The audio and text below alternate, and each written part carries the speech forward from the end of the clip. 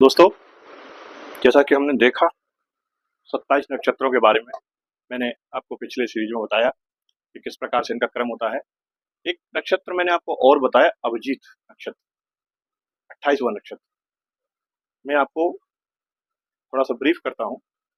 अभिजीत नक्षत्र ज्योतिष में क्यों महत्वपूर्ण माना जाता है? क्योंकि अभिजीत नक्षत्र जो आता है वो उत्तराषाढ़ा और श्रवण यानी 21 नंबर 22 नंबर नक्षत्रों के बीच में आता है। उत्तराषाढ़ा का मतलब है जिसको कोई जीत न सके, जो अपराजेय है, जिसको जीता नहीं जा सकता। और वो जब अपने बिल्कुल ऊपर डिग्री पर पहुंचता है और उसके बाद जो श्रवण आता है उसके बीच में आता है अभिजीत मुहूर्त नक्षत्र।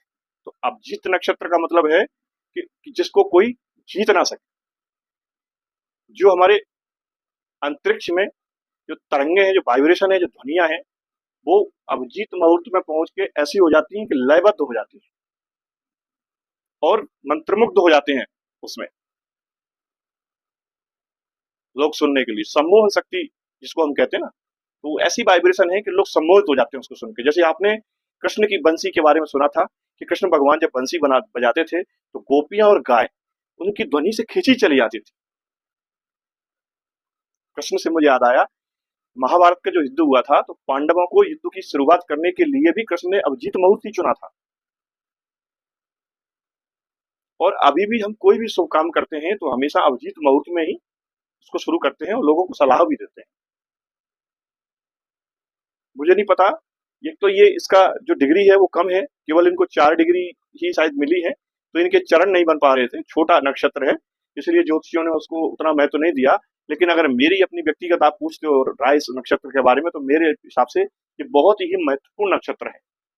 इस नक्षत्र में जन्मे जो जातक होते हैं वो लाइफ में कभी हार नहीं मानते और ना ही हारते हैं किसी चीज।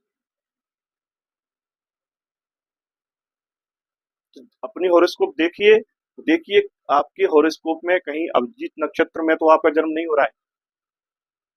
यदि मैं राशियों की बात करूं तो राशियां भी यहाँ जो आती हैं, ये देखिए ये सूर्य का नक्षत्र है और ये चंद्र का नक्षत्र। नक्षत्र श्रवण माने सुनना, सुनना।